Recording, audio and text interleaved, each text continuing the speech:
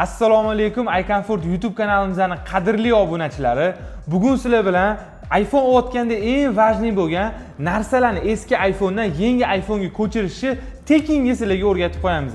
Yangi iPhone olganingizda shu narsaga ham kamida 100 ming so'm, bo'lmasa bir xil joylarda $10, $15 pul olishadi. Videomiz unaqa uzoq bo'lmaydi. Ungacha bizga podpiska tashab qo'ysanglar, bundan ham zo'r life hacklarni YouTube kanalimizda chiqarib boramiz. Bu yangi telefon, ichida hech narsa yo'q. Bu o'zimning telefonim, ichida rosa ko'p danlilarim bor. Endi eski telefondan yangi telefonga o'tkazayotganimizda birinchi tekshiradigan narsamiz bu telefonning обновление versiyasi. Ya'ni eski telefon обновленияsi yangi telefonikidan baland bo'lishi kerak emas. Buni qanaqa tekshiramiz desanglar, yangi telefonni настройкasiga kiramiz. Mana основные degan joyida, hop bu yerda mana about degan joy bor. Bu yerda 26 turibdi. Endi eski telefonga kiramiz.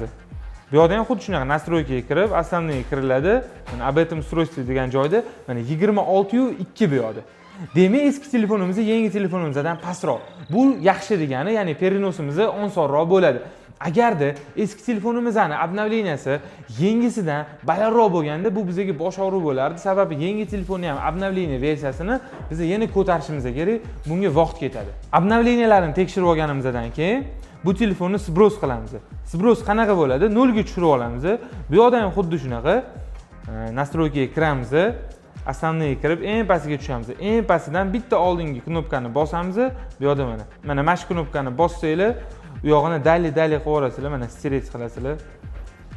0 ga tushiramiz xullas.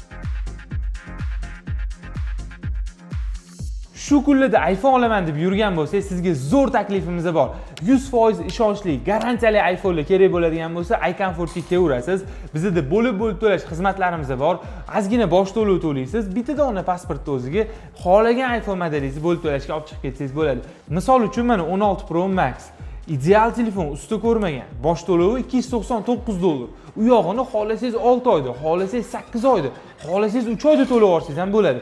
O'zingizni ishlatayotgan telefoningiz bo'ladigan bo'lsa, bizga qimmatroq narxga topshirib, trading qilib, yangi telefonni olsangiz bo'ladi. Bizga murojaat qiling, shu nomerlarga zo'r narxlarda yangi iPhone qilib beramiz. Mana yangi telefonimizni 0 ga tushirib oldik. Xuddi shunaqa holatga keltirib olganimizdan keyin birinchi qiladigan ishimiz eski telefonimizda Bluetooth bilan Wi-Fi yoquvligini tekshirish. Eski telefonimizda Bluetooth bilan Wi-Fi o'chiq bo'lsa, uni yoqib qo'yamiz. Ketdi mana. Mana birinchi bo'lib tilni tanlaymiz. Undan keyin davlatni tanlaymiz. Pastroqqa tushamiz. Pastroqqa tushganimizda mana O'zbekiston eng pastlardan bittasi. Mana continue'ni bosamiz. Mana shunaqa joyda animatsiya chiqyapti. Bu yoq telefondan продолжить tugmasini bosib, shuna Face ID'imizni kirgizib yuboramiz. Mana shunaqa chiqqanda xohlasanglar, mana bunaqa sinxron qilsanglar bo'ladi. Xohlasanglar, o'sha mana buni bossanglar, kodini teraverasizlar. Mana bu yoqda birinchi bosqich uji bo'ldi, narsalar o'tishini birinchi bosqichi. Bizani eski telefonimizdagi til, ya'ni yizik bu telefonimizga o'tdi. Mana bu ham sразу ruscha bo'lib qoldi. Mana bu yoqda настроить для себя ni bosamiz. Mana kodimiz ham o'tdi, ko'ryapsizlarmi o'zi? Mana endi bu eski telefonimizning настройкалari yangi telefonimizga o'tyapti. Bu yerda mana не сейчас bosib olsa ham bo'ladi. Mana iPhone aktivatsiya bo'lyapti. Face ID xohlasang qo'ydyapti, xohlasang mana настроить позже deyapti. Agar xohlasanglar Face ID ni сразу qo'yib yuborasizlar, xohlasanglar mana настроить позже deb bosib olsanglar ham bo'ladi.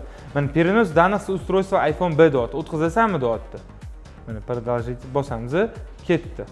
Uchotning zapis. Endi iCloud, MyCloud, Apple ID'larimiz o'tyapti. iCloud'imiz o'tyapti. Mana hamma shartlar yozgan bu yerda принятие bosib olamiz bu yerda. Mana iCloud'imiz уже bu yoqqa o'tyapti yangi telefonga. Hop, bu yerda mana продолжить bosamiz yana. Bu yerda boshqa iCloud'ga ulangan устройствоning kodini so'rayapti. Bu yerda mana не знает код пароль deb bosib olsanglar ham bo'ladi. Mana попробуйте позже deb. Agar biladigan bo'lsangiz teraversanglar ham bo'ladi, farqi yo'q. Endi ko'proq biz qiladiganimiz ish davomida настроить позже qo'yamiz. Повторить настройки deymiz. Mana geolokatsiya yoqasanmi yo'qmi deyapti. Biz yoqamiz deymiz. Chunki iCloud уже buni miyasiga o'tyapti. Lokatsiya ham sразу yoqib qo'yamiz. Nobog'da yo'qolib qoladigan bo'lsa, sразу nima qilib yuboramiz, topib olsak bo'ladi. Hamma narsa o'tib bo'lgandan keyin shunchaki продолжить degan tugmalarni bosib tashlaysizlar, telefoninglardagi ichidagi hamma narsa eski telefoninglarni yangi telefonga o'tgan bo'ladi. Bu narsa sizlarga tekinga berildi.